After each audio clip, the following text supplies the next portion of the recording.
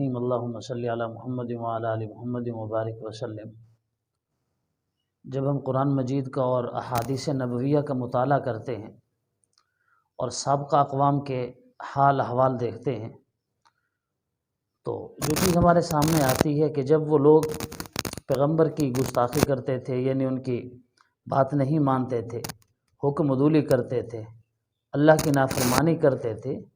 تو چاہے وہ کسی ایک قسم کے گناہ میں بھی مبتلا ہوتے تو ان پر عذاب آ جایا کرتا تھا۔ بعض قوموں میں جیسے ناپ تول کی کمی پر عذاب آیا،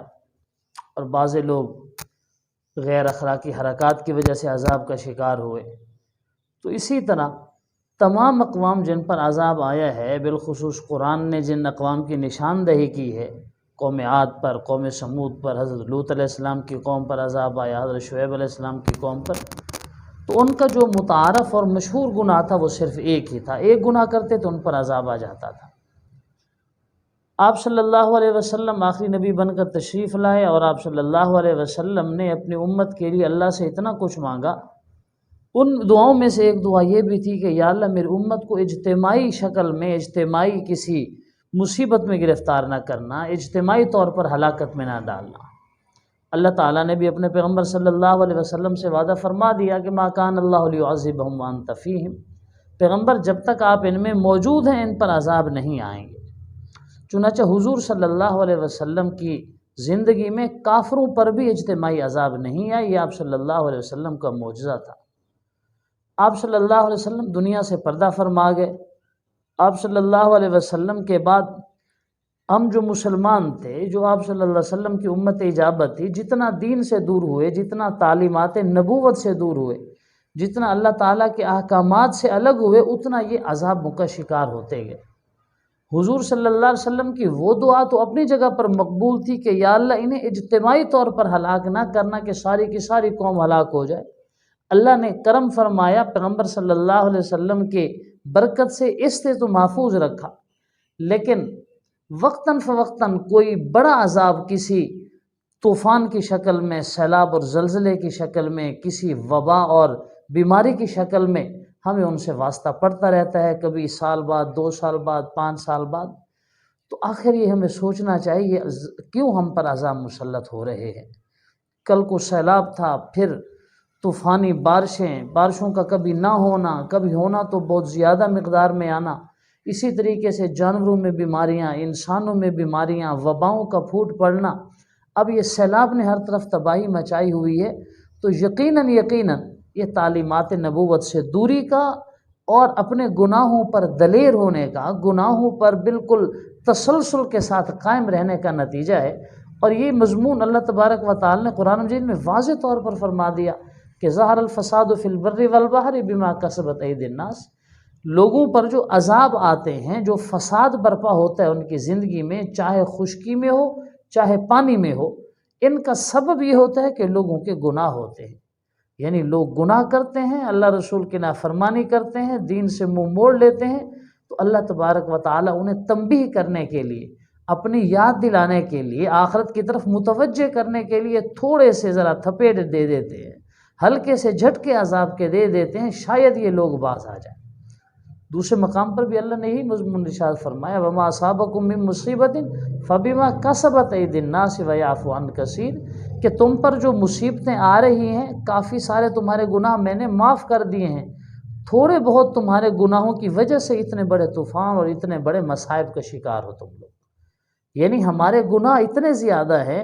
اللہ تعالیٰ بہت سے گناہ تو معاف کر دیتے ہیں، تھوڑے بہت گناہوں کی جب اللہ سزا دینا چاہتے ہیں، سزا دینے پہ آتے ہیں، تو اتنے بڑے بڑے مصائب و آلام سے ہمیں واسطہ پڑتا ہے۔ آج لاکھوں لوگ بے گھر ہو چکے ہیں، لاکھوں لوگ ایک ایک لقمے کو ترس رہے ہیں، ہزاروں مویشی مر چکے ہیں، سینکڑوں لوگوں کی اموات ہو چکی ہیں۔ تو یہ وقت اجتماعی طور پر توبہ کرنے کا ہے، اجتماعی طور پر استغفار کرنے کا ہے کہ یا اللہ ہم سے اس پریشانی کو دور فرما۔ ہمیں پانی کی ضرورت ہوتی ہے، بارشیں نہیں آتی، ہم صلاۃ الاستسقاء پڑھتے ہیں، دعائیں مانگتے ہیں، خشک سالی ہوتی ہے، ہمارے لوگ مرتے ہیں، ہمارے جانور مرتے ہیں، پھر اللہ بارشیں بھیجتا ہے تو اتنا پانی آ جاتا ہے وہ طوفانوں اور سیلابوں کی شکل اختیار کر لیتا ہے۔ آج بلوچستان، پورا سندھ اور اسی طریقے سے ہمارا جنوبی پنجاب یہ سارے علاقے اتنے زیادہ سیلاب کی زد میں آ چکے ہیں، اللہ تعالیٰ حفاظت فرمائے کہ بس ہم تصور بھی نہیں کر سکتے۔ جن لوگوں کو وہاں جانا ہوا ہے وہ لوگ اس چیز کے چشمدید گواہ ہیں کہ جو بندہ دیکھتا ہے اس کے نظروں کے سامنے یہی ہے کہ یہ سب سے بڑا عذاب ہے۔ اللہ تعالیٰ ہم سب کی حفاظت فرمائے۔ ایک تو اس کا علاج ہمیں استغفار کرنا چاہیے۔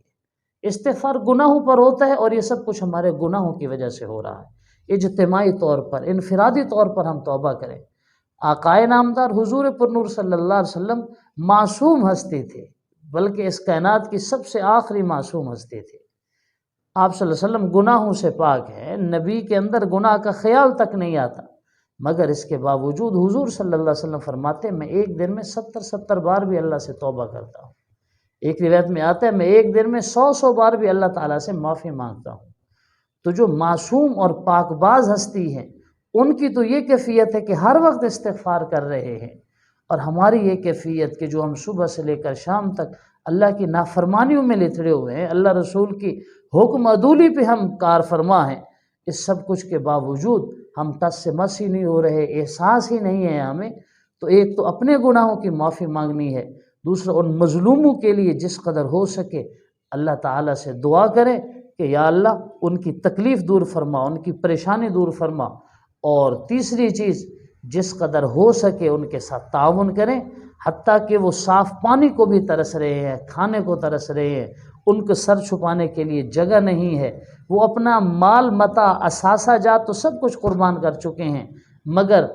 اہل خانہ، بیوی، بچے، وہ لوگ بزرگ، سارے لوگ، نہ انہیں چھتیں میسر ہے، نہ انہیں کھانا میسر ہے، نہ ان کے لیے ادویات ہیں۔ الحمدللہ پاکستان کے لوگ اللہ کی رضا کے لیے بہت تعاون کر رہے ہیں، مگر جتنا نقصان ہوا ہے یہ اس سے کہیں کم ہے، اور اس سے زیادہ جوش جذبے کے ساتھ اور زیادہ دیانتداری کے ساتھ ان کے ساتھ تعاون کرنے کی ضرورت ہے۔ اللہ تبارک و تعالی اپنے راستے میں خرچ کرنے والا بنائے اور انہیں پریشانی سے نجات دیں، آئندہ کے لیے بھی اہل پاکستان کی حفاظت فرمائیں۔ آمین بجاہ النبی الکریم۔ السلام علیکم۔